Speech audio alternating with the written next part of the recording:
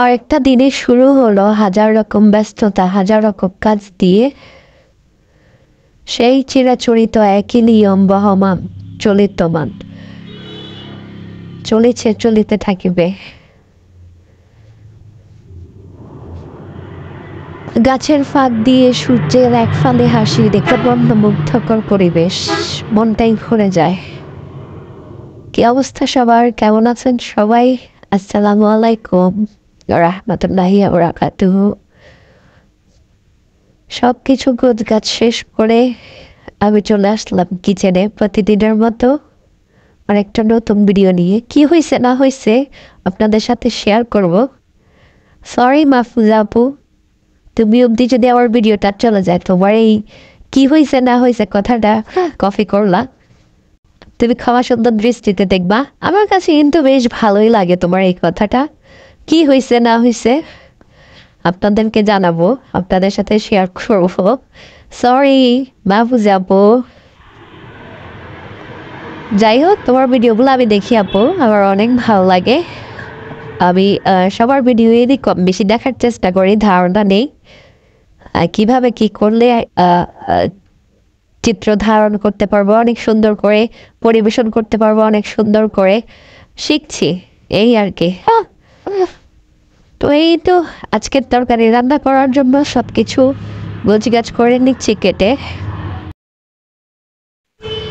আর আজকে আমার বাসায় রান্না হবে শিম টমেটো আলু দিয়ে মাছের ঝোল, আর বাচ্চার জন্য চিংড়ি ফুলা অল্প দিয়ে। এই তো আমি শিমগুলো প্রসেসিং করে নিচ্ছি সবগুলা। এই শিমটা আমার অনেক ভালো লাগে খেতে, যদি এই শিম বেশি খাওয়া যায় না। এটারও একটা ডাক্তারিক্যাল সাজেশন আছে, বেশি খেলে হার্টের সমস্যা হয়। অল্প পরিমাণে নিয়ে নেব।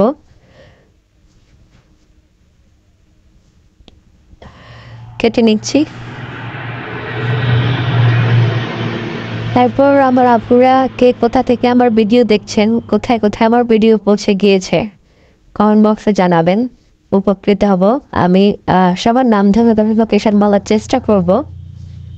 আর আপনাদের যদি আমার ভিডিও ভালো লাগে তাহলে অবশ্যই লাইক কমেন্ট শেয়ার করবেন। আমি নতুন, আমি শিখছি এখনো, শেখার কোনো বয়স নাই, শেখার কোনো শেষ নাই। আমি ওদের মতো বলতে পারবো না, ওনাদের মতো বলতে পারবো না যে আমি অনেক কিছু জানি, সব জানতাম আপনি কি, আমি না, সরি, আমি ওরকম বলবো না। আমার এখনো অনেক কিছু শেখার বাকি জীবনে। এখনো যা কিছু দেখেছি আসলে কিছুই দেখা হয়নি, এখনো অনেক কিছু দেখার বাকি, অনেক কিছু শেখার বাকি। শিখতে হবে, প্রচুর শিখতে হবে। তবে রসুনগুলোও কিছু কিছু করে কেটে নিব, অনেকগুলো বেশ কিছু রসুন দিব। রসুনগুলো কেটে নিচ্ছি, গার্লিক,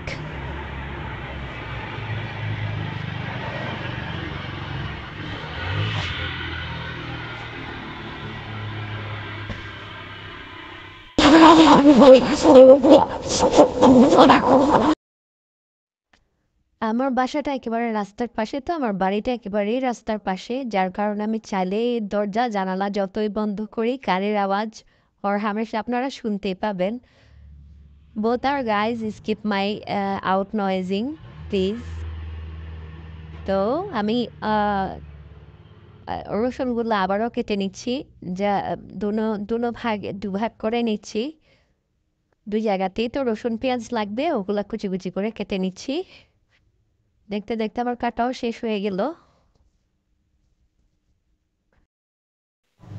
আপনারা যারা আমার ভিডিও দেখেন চাইলে আমাকে ধারণা দিতে পারেন, আপনি এভাবে ভিডিও চিত্র ধারণ করতে পারেন, ওভাবে বানাতে পারেন। যারা অভিজ্ঞ আপুরা আছেন, আপনারা যদি আপনাদের কাজ অবধি যদি আমার ভিডিও পৌঁছে যায়, আমাকে বেসিক ধারণাগুলো দিতে পারেন, আপনারা সাহায্য করতে পারেন যে এভাবে এভাবে ভিডিও বানাও, তাহলে এটা আমার জন্য শিক্ষণীয় হবে। যাই হোক, আমার সব কিছুই কাটাকুটা কমপ্লিট হয়ে গেছে। এই তো এর ফাঁকে দিয়ে আমি একটা ডিম ভাজি করে নিলাম আমার হাজব্যান্ডের জন্য, ও ভাত খেয়ে চলে যাবে অফিসে। তো এই তো ডিমটা ভাজা হয়ে গেল, পেঁয়াজ মরিচ দিয়ে একটা ডিম ভাজি করলাম।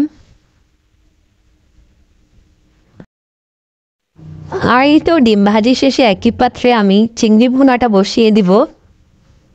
ওই তেলের মধ্যে আর একটু তেল দিয়ে দিলাম।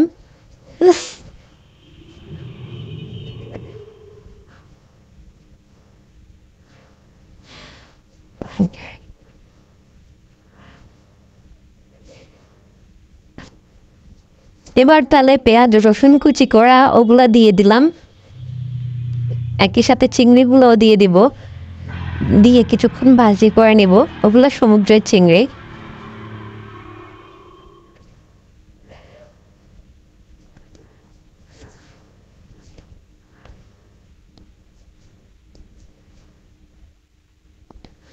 এগুলা কিছুক্ষণ বোনা করে নেব।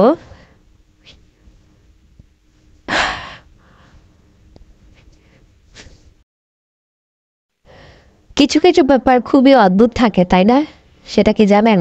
আপনি না চাইলেও কোনো ভেজালে যাবেন না, কোনো ঝামেলায় যাবেন না, কোনো কিছুতে যাবেন না, তারপরও না চাইতে ভেজাল আপনার ঘরে এসে আপনাকে সালাম দিয়ে যাবে আসসালামু আলাইকুম বলে। জীবনে চলার পথে কারো কোনো অপকার করিনি, উপকারই করেছি যতদূর মনে পড়ে। তবুও কিছু কিছু আপনজনেরা কেন এত সিরিয়াস হয়ে ওঠে আমার ব্যাপারে আমি বুঝি না। তাদের আসলে কি আল্লাহ বুঝ জ্ঞান দেয়নি, না মনের শয়তানি, আমি এটাও জানি না। তারা সত্যকে সত্য বলতে চায় না, মিথ্যাকে সত্য বলেই চালিয়ে দেওয়ার চেষ্টা করে। এটা কি আসলেই ঠিক না?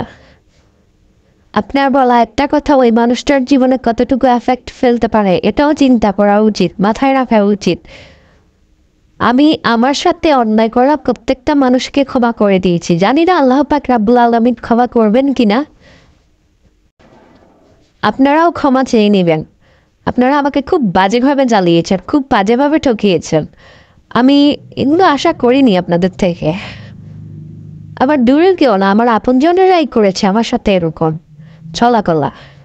আমি কিভাবে এত ভার সহ্য করব? এত অল্প বয়সে, আমার বয়সটাই হলো এমন কি হয়ে গিয়েছে যে এত অল্প বয়সে আমাকে এত ভার সহ্য করতে হবে? কি অপরাধ ছিল আমার? ভালোবেসে বিয়ে করেছি, একটাই অপরাধ ছিল। আমি জানি প্রতিনিয়তই আপনারা আমাকে অবজারভেশন করেন, আমার আইডি পর্যন্ত ছাড় দেন না। দিনের ভিতর 100 বার আপনারা আমার প্রোফাইল ভিজিট করেন। শুধরে যান, নিজেকে শুধরে নেন, ঠিক আছে? পরের দোষ না দিয়ে নিজের দোষ নিজের কাঁধে দিবেন সবসময়। পরকে শায়েস্তা করার আপনার কোনো হক অধিকার আল্লাহ পাক রাব্বুল আলামিন আপনাকে দেয়নি। আপনি নিজের ঘরে শাসন করবেন, আপনি বাহিরে শাসন করার আগে নিজের ঘর সামলাবেন। সবসময় আগে এটা দেখবেন যে আমার কোনো দোষ আছে কিনা, আমার কোনো অপরাধ আছে কিনা। আমি বাহিরের আরেকজনকে কেন দোষ দিতে যাব? শুধু শুধু যাচ্ছে। সবসময় নিজের দোষটা আগে দেখবেন। বাইরের দোষ দেওয়া খুবই সহজ, সবাই দিতে পারে, কিন্তু আমরা ওরকম শিখিনি। আপনারা কিভাবে শিখলেন এরকম? মানুষকে কাঁদানো, মানুষকে ঠকানো। আর এই তো কথা বলতে বলতে আমার তরকারিটা কষানো হয়ে গিয়েছে, আমি এবার একটু ঝোল দিয়ে দিব। তরকারিতে ঝোল দেওয়া শেষ আমার প্রায়।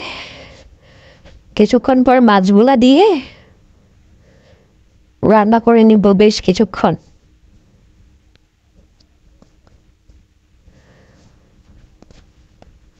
লাইটিং এর কারণে আবার কালার ভালো আসে না।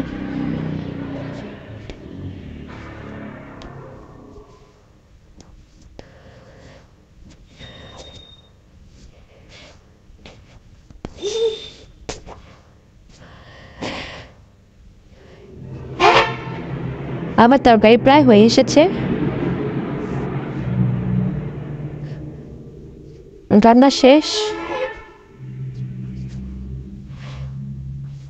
আর এখানে আমি একটা কেক মেক করছিলাম, ওটারই কিছু চিত্র ধারণ করেছি, দেখতেই পাচ্ছেন।